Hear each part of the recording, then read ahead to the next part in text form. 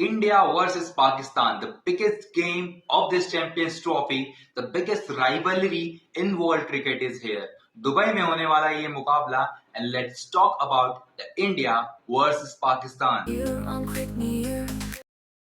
So if I talk about the India versus Pakistan, यहाँ पर हमें देखने को मिलेगा कि जिस तरीके से हमने इंडिया और बांग्लादेश का मुकाबला देखा और उसके बाद हमने जो मुकाबला देखा पाकिस्तान और न्यूजीलैंड का, अगर ये पाकिस्तान मुकाबला हारती है तो वो चैंपियंस ट्रॉफी से बाहर हो जाएंगे और उनके पास कोई दूसरा मौका अब नहीं रहेगा। और अगर मैं बात करूं यहाँ पर ऑस्ट्रेलिया वर्सेस इंग्लैंड का जो मुकाबला रहा है, दैट वाज फैंटास्टिक। मैंने 350 रन की चेज देखी है आज and you will not believe कि यहाँ पर बेन डकेट का शतक जो है बेकार चला गया, क्योंकि जॉश इंग्लिश ने जिस तरीके की बल्लेबाजी की और फिर ग्लेन मैक्सवेल ने आकर अंत में जो इनिंग खेली, उस ऑस्ट्रेलिया ने ये मुकाबला जीत लिया। और अगर मैं बात करूं यहाँ पर स्पिनर्स को खिलाने की या पेसर्स को खिलाने की, तो वो आपकी टैक्टिक्स पर डिपेंड करता है टोटली। और लाहौर में जिस तरीके की पिच थी, पाकिस्तान एक अकेली टीम है सब कॉन्टिनेंट की जो कि सिर्फ फास्ट बॉलर्स के साथ गई है। बाकी जो टीमें है, चाहे वो इंग्लैंड हो, वो लिविंगस्टन भी यूज कर रहे हैं, वो रूट भी यूज कर रहे हैं, वो आदिल रशीद भी यूज कर रहे हैं, और वहां पर आपको ऑस्ट्रेलिया की तरफ से भी ग्लेन मैक्सवेल दिखाई देंगे, मैथ्यू शॉर्ट दिखाई देंगे, और उनके जो फ्रंट लाइन स्पिनर्स हैं वो तो है ही। तो अगर मैं बात करूं यहाँ पर टीम इंडिया की, तो टीम इंडिया परिपूर्ण है उस तरीके से।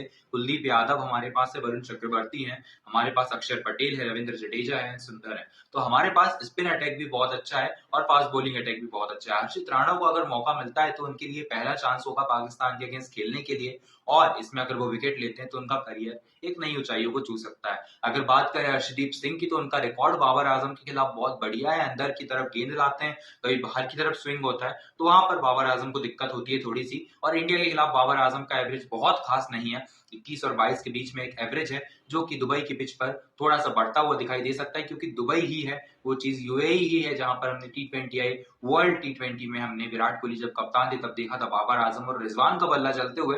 उसके बाद किसी और कंट्री में नहीं देखी वो चीज हमने दोबारा से बाबर और रिजवान के बल्ले से। चलिए बात कर लेते हैं स्टैट्स की। तो स्टैट्स की मैं बात करूं यहाँ पर, तो इंडिया ने पिछले खेले गए 11 मुकाबलों में से 8 मुकाबले जीते हैं, 2 मुकाबले पाकिस्तान ने जीते हैं और 1 मुकाबला जो है वो ड्रॉ साबित हुआ है। लेकिन अगर मैं बात करूं यहाँ पर रोहित शर्मा की, तो रोहित शर्मा को शाहीन अफरीदी परेशान करते हैं, बाबर आजम को कुलदीप यादव परेशान करते हैं, और अगर मैं बात करूं विराट कोहली की, तो विराट कोहली का जो पाकिस्तान के खिलाफ स्ट्राइक रेट है वो 100 प्लस का है, और उनका जो एवरेज है पाकिस्तान के खिलाफ वो 52.71 का है। अगर मैं बात करूं यहाँ पर रोहित शर्मा के एवरेज की, उनका भी 51 का एवरेज है।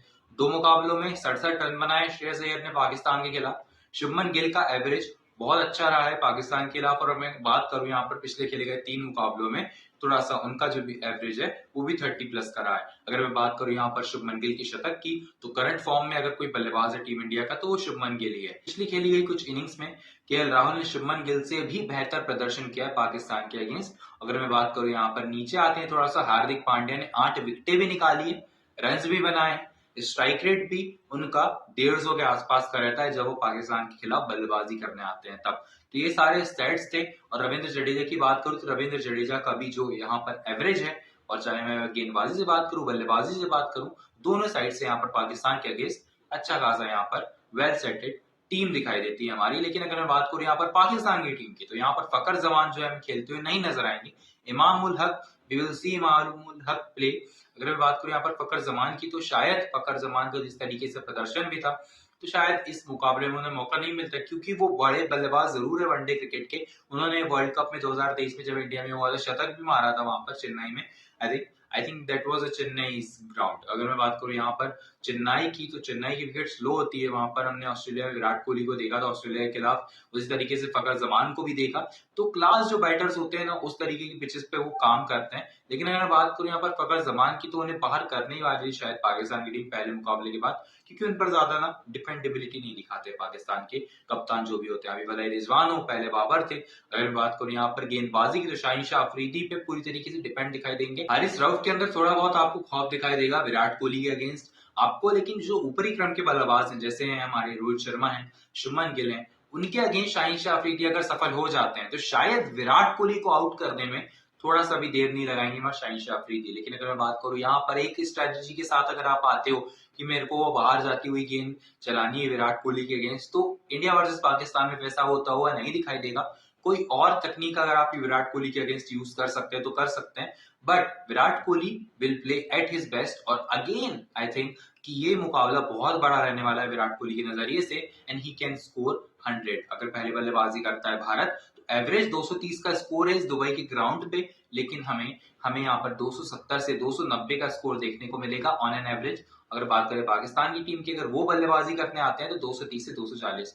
अगर बात करें यहाँ पर इंडिया की बॉलिंग की, ज्यादा कुछ नहीं करना है चेंजेस। अगर अर्शदीप को खिलाना चाहते हैं जरूर खिलाएं, अंदर आती हुई गेंद परेशान करेगी बाबर और रिजवान को। और रिजवान अगर खेलते रहते हैं बहुत अंत तक भी तो उतना कुछ इम्पैक्ट डालते हुए नहीं नजर आएंगे। खुशदिल शाह अच्छे बल्लेबाज हैं, सऊद शकील अच्छे बल्लेबाज हैं, ये दोनों अगर चल जाते तो पाकिस्तान का थोड़ा सा जो है साख बची रहेगी इस मुकाबले में। लेकिन अगर बात करूं यहाँ पर बाबर आजम की, मोहम्मद रिजवान की, so I will say that Mohammad Rizwan and Babar Azam's presence यहाँ पर पिच पर जो है उतना इम्पैक्ट नहीं डालेगी, क्योंकि वो जो रन बनाते हैं वो बहुत स्लो रन्स होते हैं, और जब अटैक भी करना होता है तब वो अटैक नहीं करते। हमने देखा। अब मैं कमेंट्री की बात कर लेता हूँ यहाँ पर वहाब रियाज की।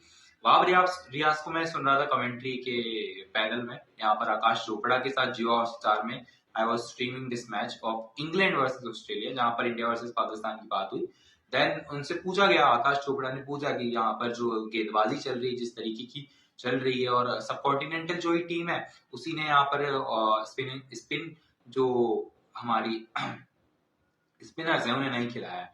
लेकिन अगर बात करें यहाँ पर वहाब रियाज की, तो उनका सिंपल सा एक आंसर था कि पाकिस्तान में बहुत अच्छे अच्छे जो है फास्ट बॉलर्स प्रोड्यूस किए हैं, तो हम कंडीशंस नहीं देख रहे हैं, हम हमारी स्ट्रेंथ के ऊपर जा रहे हैं। उसके बाद अगर बात करूं यहाँ पर थोड़ा सा उनकी टंग भी स्लिप हुई थी कि बाबर आजम का उन्होंने बोला था form is temporary and class is also temporary. Also नहीं बोला था, but he was like class is permanent बोलने वाले थे, क्योंकि आकाश चोपड़ा ने बोल दिया था फॉर्म इज टेम्परेरी, तो उन्होंने ये बोल दिया था कि क्लास इज टेम्परेरी। तो बाबर आजम को देखते हुए फिलहाल तो यही लग रहा है, क्योंकि पिछले मुकाबले में भी रन करने की बहुत कोशिश की, लेकिन वो रन कोई काम नहीं आए टीम के। आज देखिए जॉश इंग्लिश ने रन बनाए, ग्लेन मैक्सवेल ने रन बनाए, वो काम आया, और ऑस्ट्रेलिया एक मुकाबला जीता। तो उम्मीद करेंगे कि भारत ये मुकाबला जीते दुबई में। बहुत बड़ी बड़ी बातें नहीं करेंगे, but we want India to win, and India we will cheer for you. Thank you so much for watching. I'll meet you in the review of India versus Pakistan. Till then, stay tuned.